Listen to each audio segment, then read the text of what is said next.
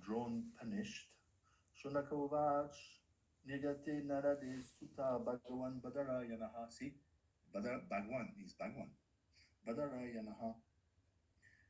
Shrutavam Stadapi Pretam Tadat Kim Akarud Viduhu. Yes.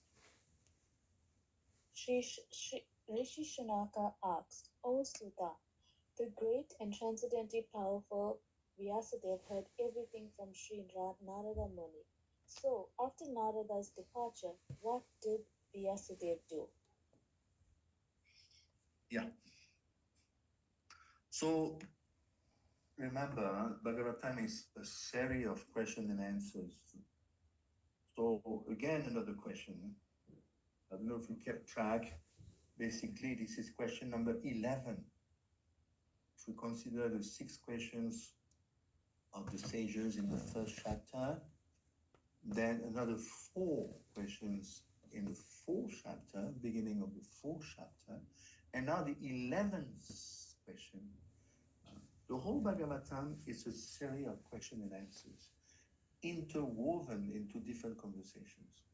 So you have to be extremely alert. That is why you should study Bhagavatam over and over again. You should never stop because it's endless. Bhagavatam is one syllable can get you free from this material world. What to speak if you study day and night. So we're going to see a lot of things here. The son of Drona is punished. And we're going to see the trance. It's a very important chapter.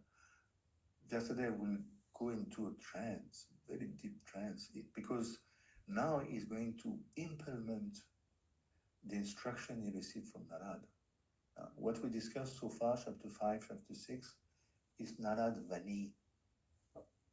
Immediately upon his leaving, Vyasadeva will immediately act upon it, and in trance, he's going to see the Lord. So there's a connecting verse. Remember, the thread of Bhagavatam is not easy to always, it doesn't appear at first sight because the Bhagavatam is not chronological. It is systematic, but it is not chronological. Bhagavatam unfolds according to the 10 topics. So who has done this mechanics, who has put together the mechanic of the Bhagavatam? This is Vyasadeva.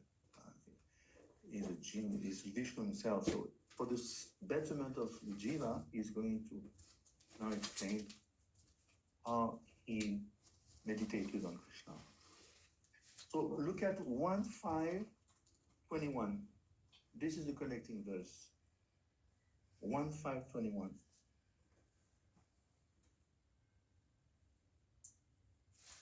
You can read out even the English. 1.5.21. It's a very important verse.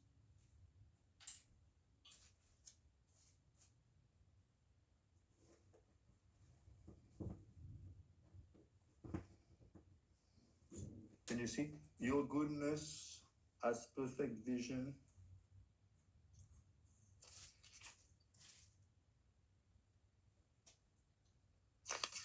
One 5.21. Your goodness has perfect vision. Okay, you yourself can know the super soul personality of God because you are present as a plenary portion of the Lord. Although you are birthless, you have appeared on this earth for the well-being of all people. Please therefore describe the transcendental pastimes of the Supreme Personality of Godhead, Sri Krishna, more vividly. See, if someone, a devotee, asks you, oh, how can you say that Vyasadeva is not a jiva? This is the verse. Plenary portion is kalam. Paramatmana kalam. So this is the verse, the connecting verse with the 7th chapter.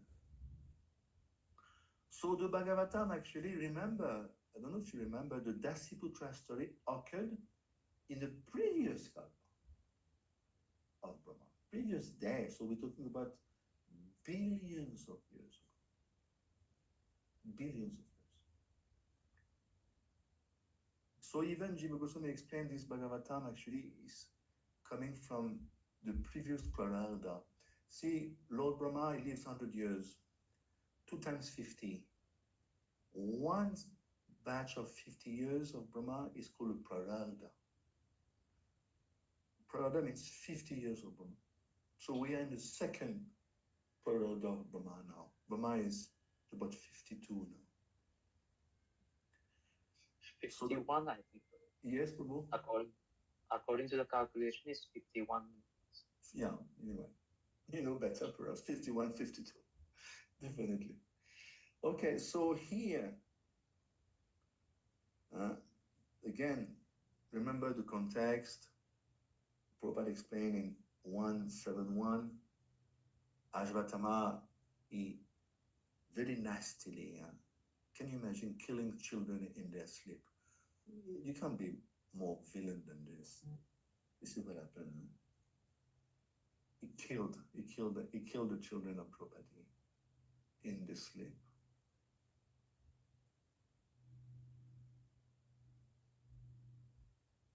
So Vyasadeva is going to see the meaning of all the scriptures. He will see coming out 174. While in trance, he will see Krishna.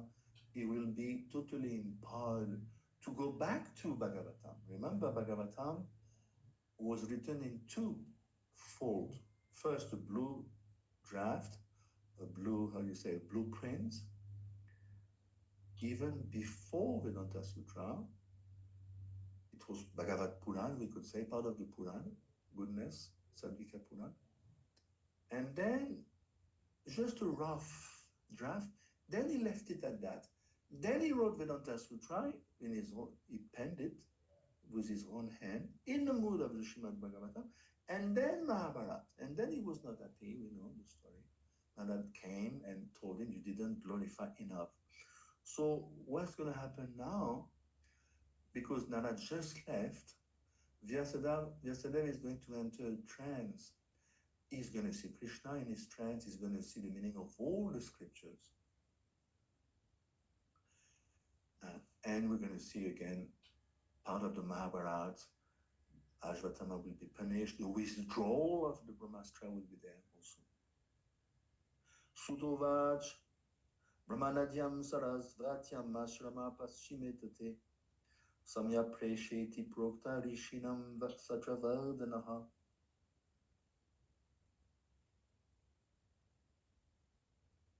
Sri Sutta said, on the western bank of the river Saraswati, which is intimately related with the Vedas, there is a cottage for meditation at Samyapraj, which enlivens the transcendental activities of the sages.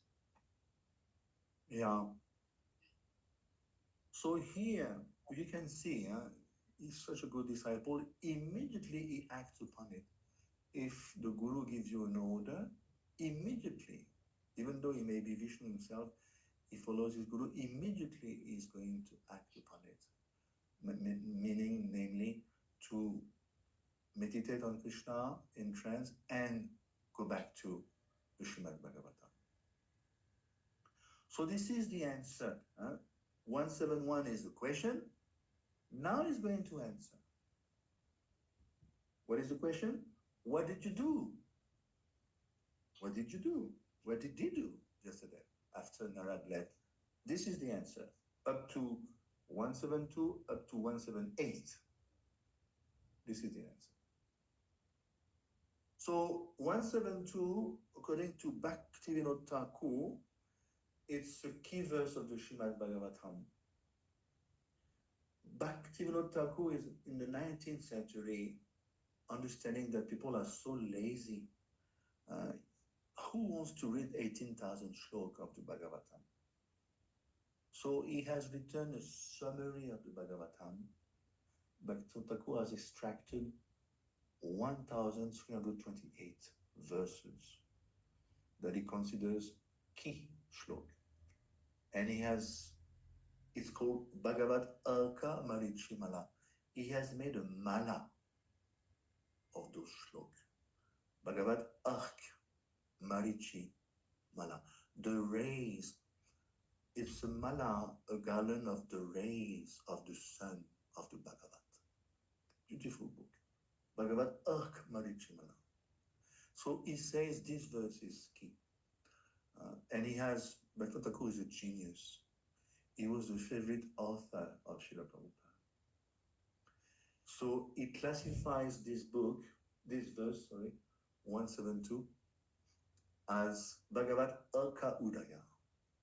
In other words, because remember, we are on the verge of, Jasadev is on the verge of getting back to Bhagavatam. He's going to finalize Bhagavatam. This is how he's going to implement the instructions of his guru. He wants him to glorify more Krishna. How is he going to do that?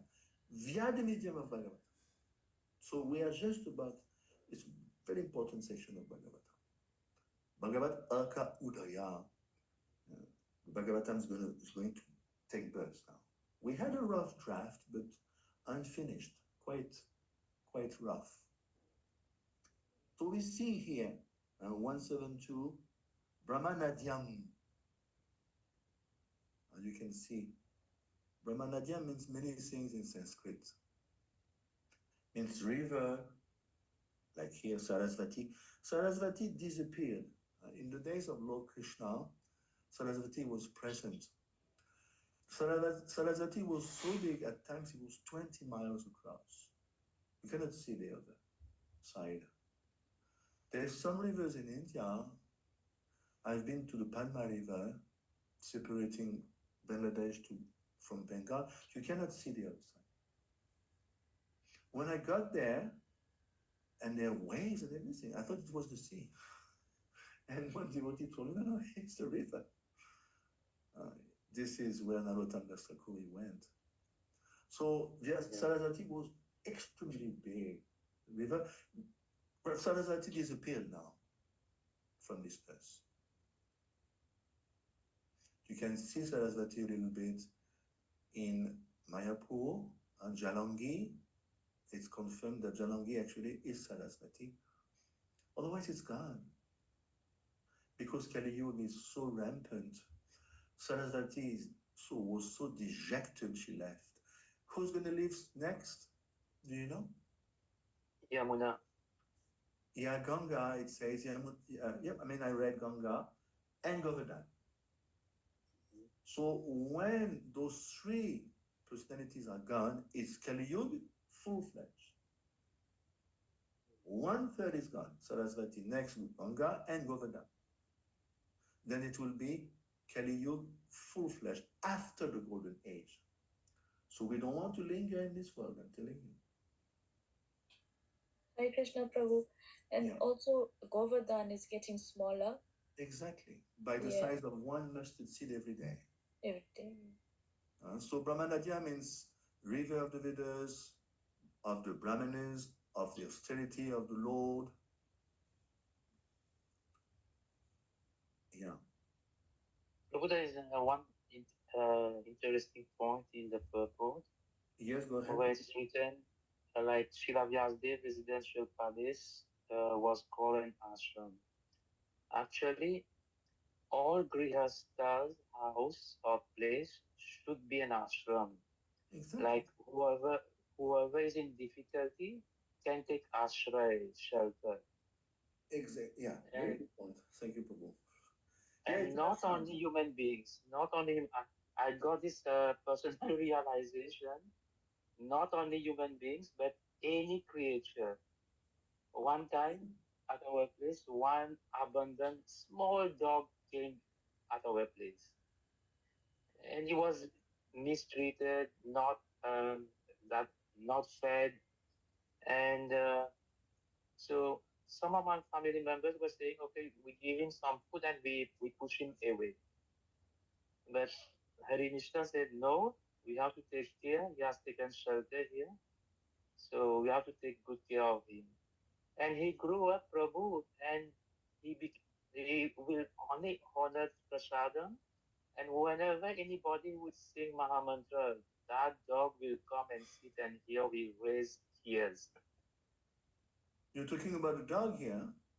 Yeah. Wow, I'm trying to say that any creatures in difficulty can take shelter in any Grihastha ashram. yeah, that should be the case. That should be the case. A spider, exactly. My Guru Maharaj used to told me in the early days, he had a grandfather, and way back, can you imagine? My Guru Maharaj was born in 44, so can you imagine the age of his grandfather? Must have been 19th century. And he used to tell me my grandfather used to keep a cobra as a dog. He would feed the nag, the cobra, and in exchange, the cobra will guard the house, just like keep a dog. So animals are very intelligent. If you know how to tame them, he tamed the cobra, and he said, "Okay, I'll feed you. You keep my house." And the cobra understood. So Badari, you can see Badari. Badari is Badri, a Badri tree. That's why we say Badri, Badri Narayan, Badari Ashram, because they are little bay. Bay is called Badari, Badrinaths, and they grow in Braj actually. They are ripe by holy time. It's quite a transcendental fruit. We have it in India and Mauritius. Oh wow, you're fortunate. Huh? And the fruit that Shabri Mata chose to give Lord Ram was one of them. Yeah, okay, thank you, Prabhu. So, tasmin sva ashrame vyaso, badari shanda mandite, see, badari, it's a berry, asino popas prishya, prani dadyo manasvayam.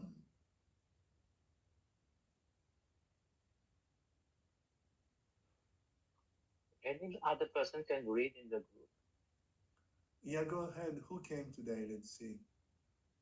In that place, Srila Vyasadeva, in his own ashrama, which was surrounded by berry trees, sat down to meditate after touching water for purification. Yeah. So again, this shlok is according to Bhaktivinoda Thakur, it's a key shlok of the Bhagavatam. Upasprisya means what? It's called Achman. Upasprisya means Achman. So he sat down and he did Achman. Whatever you do in spiritual life, you should do Achman. Asina apa upasprisya Achman. Oma pavitra pavitrova. You know the story. 3 times you have to take the water, taste it. It's called upasprisya. Then only, as you know, upasprisya, pranidhadyam manaha. Manaha means the mind. So he concentrated his mind because he just got the instruction. This is Bhakti Yoga. Krishna says 7.1, Shri Bhagwan Uvacha, Mana, Shasta, what is it? Mayi, how does it go? Ashaktimana part. Mayi Ashaktimana part.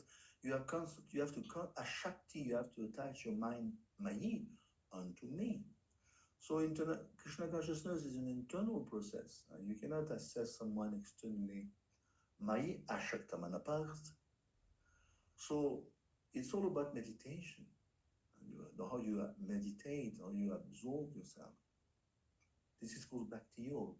You cannot just go through the motions externally and then you don't meditate.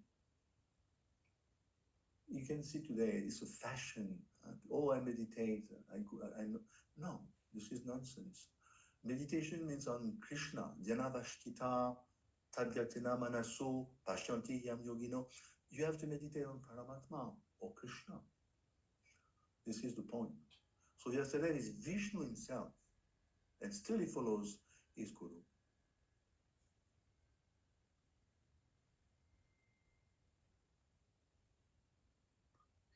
So again, we could say that 1.5.13, there's a connection with that verse. 1513.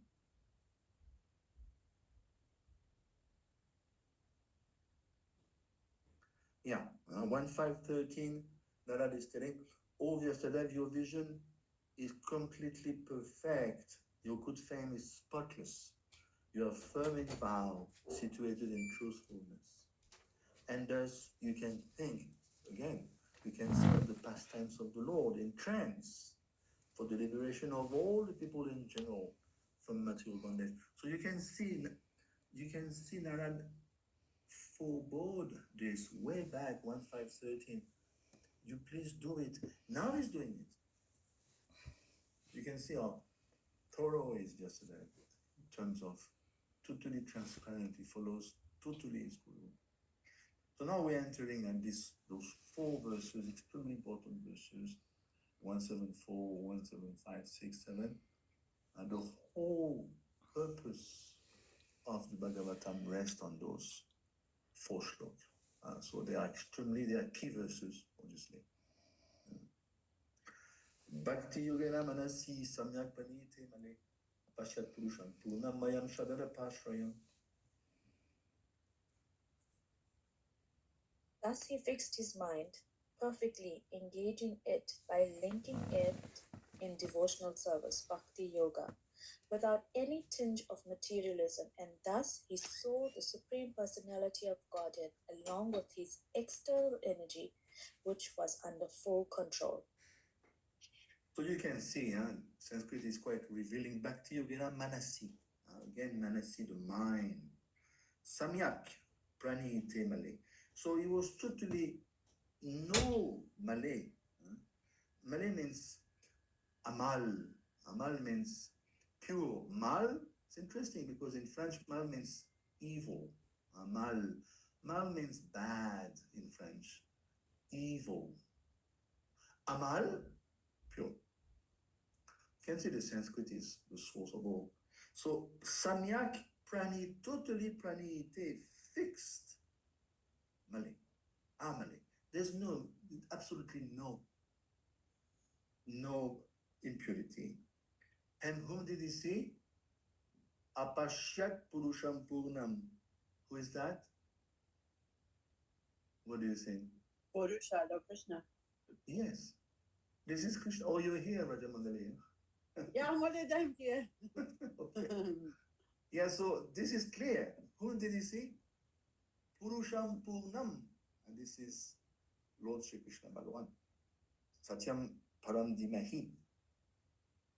And who else did he see? Look at the Sanskrit. Mayam Cha Dadapashrayam. His external energy. Exactly. And Apashrayam is? Which is under his full control. Exactly. Elsewhere in the second canto is mentioned Maya is ashamed to be next to Krishna. She's looking down, she's ashamed. So this is the very first verse, and practically those verses are inseparable. It's a cluster. And when you study one, you have to study the 4. You should learn those 4 shlokas by heart, basically. So that's why we're going to spend basically, I think, the whole time on those 4 shlokas here. So in trance, whom did he see? He saw Apashyat, Purusham Purnam, the Supreme Personality of God. He is Vishnu himself. He can see his origin. And if you look at 177, it is corroborated in 177 again. Sutta is telling, Yasyam ve Shuryamanayam Krishne Param Purushe. You can see again, to make sure everyone understands, he didn't see an avatar, he saw Krishna avatar himself, Krishna Param Purushe, the Supreme Param Purush, Purush Uttam. He saw Krishna. He is in trance. Bhakti Yogena Manasi, 174. Bhakti Yogena. Bhakti means pure love of God here. And if you go back to 177, Bhakti Utpadyate, Pumsa. Bhakti, Utpajati means to sprout, like a seed is sprouting up from the soil, generated, become manifest. And what's gonna happen to you and to me when love is manifested in our heart? Look at 177. Shoka moha bayapaha. Everything will disappear. Shok means lamentation, moha, illusion, baya. What's the meaning of baya? Baya means fear. It will baya paha. It will become extinguished. So what's happening here? This is prayojan.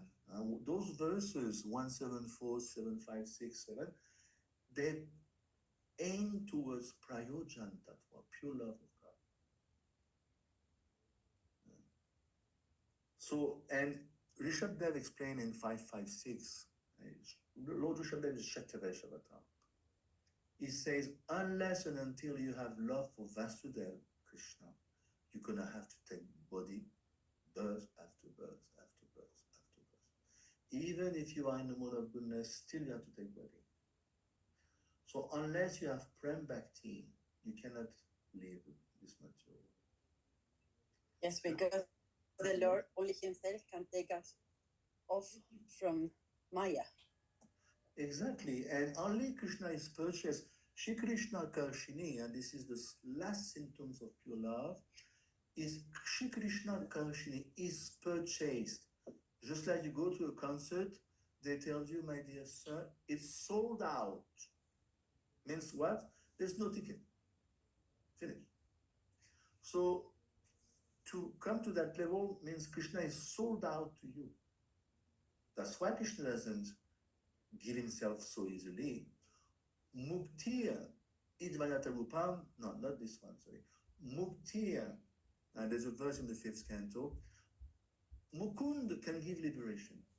If you do the needful, yes. Mukunda dadati, yes.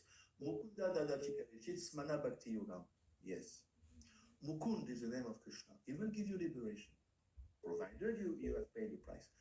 But Prem, that's a different story. You don't get easily Prem. So unless you get Prem, you cannot come out. So let's go back to 174.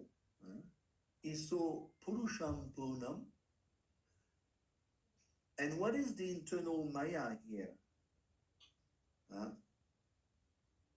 It's like the moonlight. You know, the moonlight is, you cannot separate moonlight from the moon. If you see the moon, you see the moonlight. So in other words, Iso Maya. But where is Maya coming from? Mahamaya is coming from where? From Krishna's external energy. Krishna internal energy. Be careful. Internal. Okay. Maya is a reflection of which energy? Of Subhadra. When we say Jagannath, Baladev, Subhadra, who is Subhadra? She's the sister of Lakshmi, of Krishna. She's the internal energy. Subhadra is the embodiment of the internal energy. In Vrindavan, who is the internal energy? Srimati Radharani. Radharani. To be more specific, is Purnamasi. Of course, Srimati Radharani is the Mula Prakriti. She's the root energy. You cannot go higher than that. She's Mahabhav Swarupini. She's the personification of Mahabhav. You cannot go higher than. No one has Mahabhav. Who has Mahabhav? Srimati Radharani, Chaitanya Mahaprabhu, and Madhavendra Puri Gosai. Finish. Only 3 persons in the creation. A Jeev cannot have Mahabhav, otherwise he will die. It's too powerful. So, when we say here 174, Mayam Shadara Pashrayam, Iso Maya, who was ashamed, yes, the all Maya, Mahamaya, but Iso also the internal energy. Because it's not different, you know. It's like with electricity, you can heat up the oven, 400 degrees. You can also cool off in the fridge. It is the same electricity as the oven, isn't it? But in the fridge it's minus 40 or 30, and in the oven it's plus 400. So it's all about how you approach this Maya. If you want to serve Krishna, she remains as Yoga Maya. If you want to Purusha Abhiman, you want to enjoy without Krishna, then she transforms into Mahamaya. It is the same religion. It's up to you. Which Maya you want to embrace? Apashrayam is very important term, 174. She's at the background. She feels ashamed. She's behind. What is that verse on Back to Godhead? Maya, wherever there is the sun, you cannot see the shadow. So wherever there is Krishna, Maya is behind in the shadow of Krishna. She's ashamed. She has a very thankless task. What is her task? To keep us into Maya. An illusion. Yeah, and she's a pure devotee. I mean, it's Parvati. She's the wife of Lord Shiva. How can she be in Maya herself? It's a very thankless task. Just like if the supervisor of the jail, he may be a nice guy, but he has to make sure that no inmates would escape from the jail. It's a thankless task. He may be in life. He may be a nice guy. So in the same way, she's behind. She's behind. She's not in front. Who is in front? Krishna. So Srila Prabhupada here is stressing out a lot of things, which I covered kind of. I think I covered it all. Do you have any questions on this verse 174?